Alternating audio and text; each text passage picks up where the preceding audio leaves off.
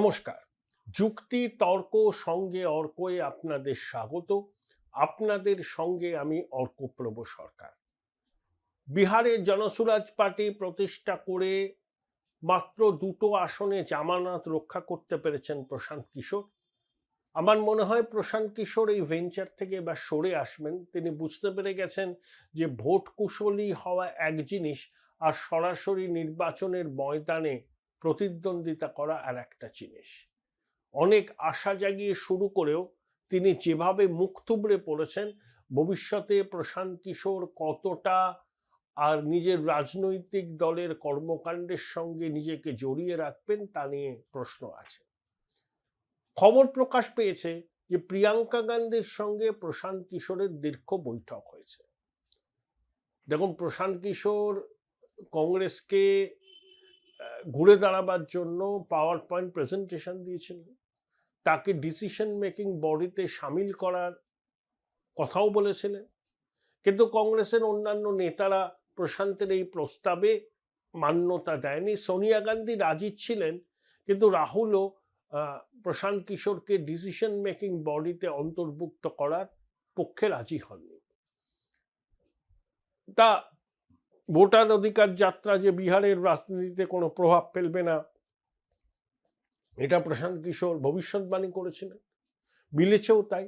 আবার লোকসভা নির্বাচনের আগে তিনি বিজেপির ক্লিন সুইপের প্রেডিকশন করেছিলেন, পশ্চিমবঙ্গে বিজেপির একটা আসনের প্রেডিকশন করেছিলেন, সেটাও মেলেনি। আইপ্যাকের সঙ্গে প্রশান্ত কিশোরের আনুষ্ঠানিক যোগাযোগ এখন নেই। প্রতীক জৈন আইপ্যাক চালান এবং খোকাবাবু 2019-এ লোকসভা নির্বাচনে তৃণমূলের ভরাডুবির পর প্রশান্তকে রোপিন করেন। তারপরে আইপ্যাক বাংলা নিজের মেয়েকে চায়, দিদিকে বলো, এই সমস্ত বহুবিধ কর্মসূচি চালু করেছিল।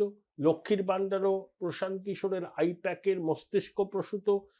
দিদিমণি সেটা ইমপ্লিমেন্ট করেছিলেন এবং তার ফল পান 2021-2024-এ তৃণমূল জেতে। এবার আইপ্যাকই বলছে অন্য কথা।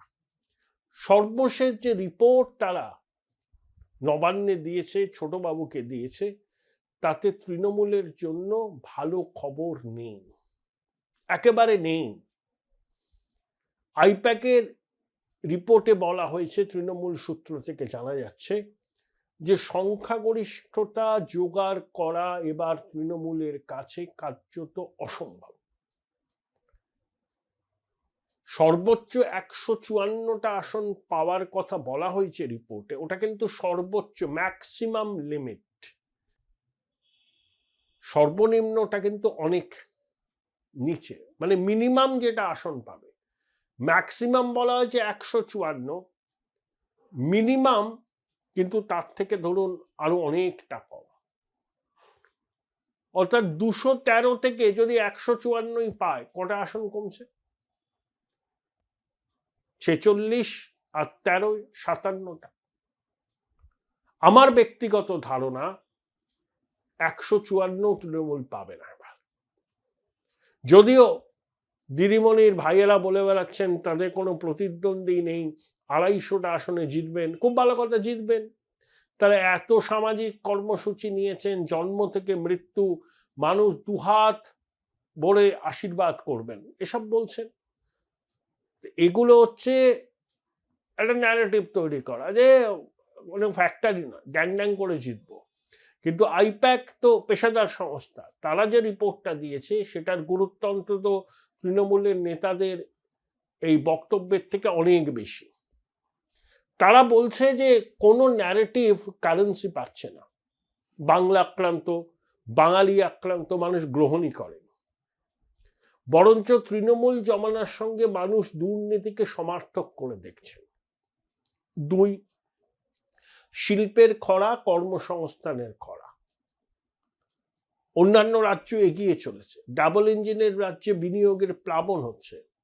পশ্চিমবঙ্গে বেঙ্গল গ্লোবাল বিজনেস সামিটে 19 লক্ষ কোটি টাকার প্রস্তাব এসছে। কত প্রস্তাব শেষ পর্যন্ত বলবৎ হয়েছে, চালু হয়েছে, তার তথ্য কারুর কাছে নেই। ভারতবর্ষে যা বিদেশি বিনিয়োগ হয়েছে তার 1% কম এসছে পশ্চিমবঙ্গে। সাম্প্রতিক তথ্য এটা বলছে। উড়িষ্যা এগিয়ে যাচ্ছে, আসাম এগিয়ে যাচ্ছে, সবাই এগিয়ে যাচ্ছে। পশ্চিমবঙ্গ কেন্দ্রের সঙ্গে ঝগড়া করছে, কেন্দ্রীয় প্রকল্পে বাধা দিচ্ছে, রেল প্রকল্প আটকে যাচ্ছে জমি জটে। সাইলেন্ট মেজরিটির সিংহভাগ এবার পরিবর্তন চাইছেন। তারা বলছেন যে অনেক তো হলো, 50 বছর ধরে প্রায় আমরা শুনছি কেন্দ্রীয় বঞ্চনা, কেন্দ্রের বিমাতৃসুলভ আচরণ।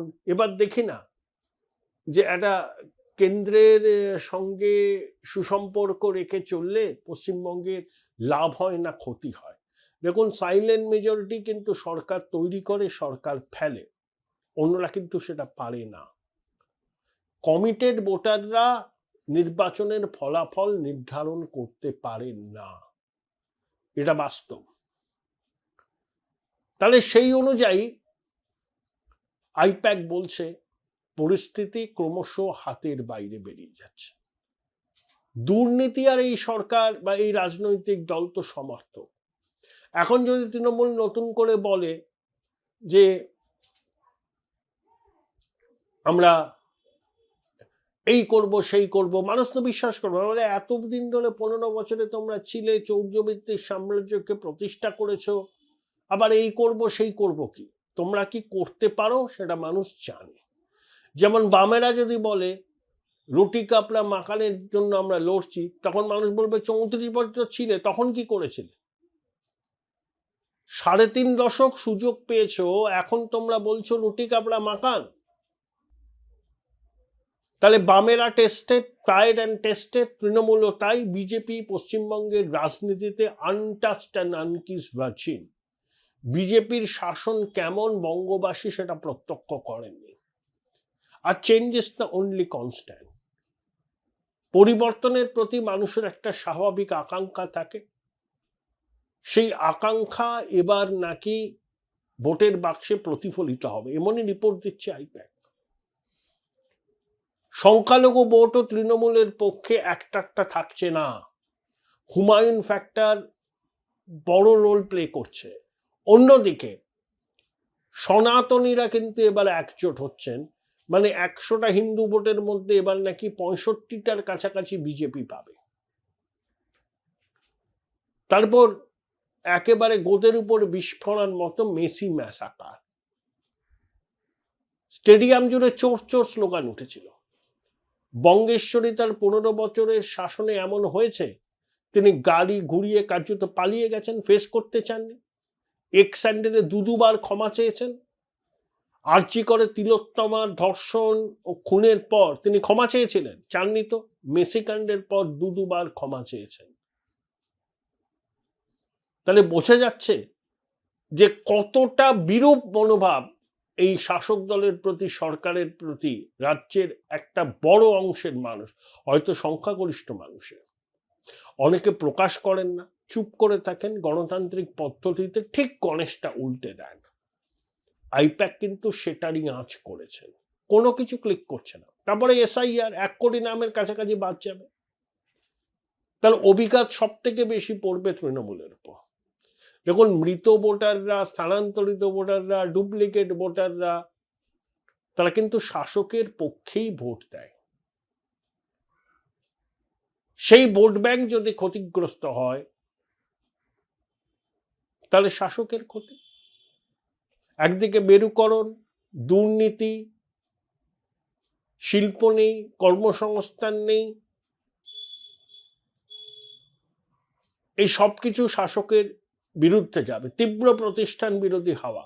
সেখানে রাস্তাশ্রী, পথশ্রী, লক্ষ্মীর ভান্ডারের অনুদান বাড়ালেও এবার কিন্তু শেষ হাসি দিদিমণি হাসতে পারবেন না, এটাই বলছে আইপ্যাক। এটাই বলছে আইপ্যাক। দিদিমণির তো চিন্তায় ঘুম হচ্ছে না। খোকাবাবু ব্রেভ ফেস রাখছেন, তার উপর তো গোষ্ঠীদ্বন্দ্ব আছে। তাহলে সর্বোচ্চ 154, সর্বোচ্চ, সর্বনিম্ন তারা অনেকটা কম, এর মধ্যেই তৃণমূল ঘোরাফেরা করবে। প্রশান্ত কিশোর শহরের এক বিশিষ্ট নাগরিককে নাকি বলেছেন যে দিদি ইসবার গয়া। যদিও প্রশান্ত কিশোরের অনেক ভবিষ্যৎবাণী মেলেনি, এখন আইপ্যাকের সঙ্গে প্রশান্ত হয়তো সরাসরি যুক্ত নয়, কিন্তু তার প্রেডিকশনকে একেবারে তো উড়িয়ে দেওয়াও যায় না। তৃণমূলের কাছে এ বড় সুখের সময় নয়। Join Indian Institute of Hotel Management now. Right choice, right decision.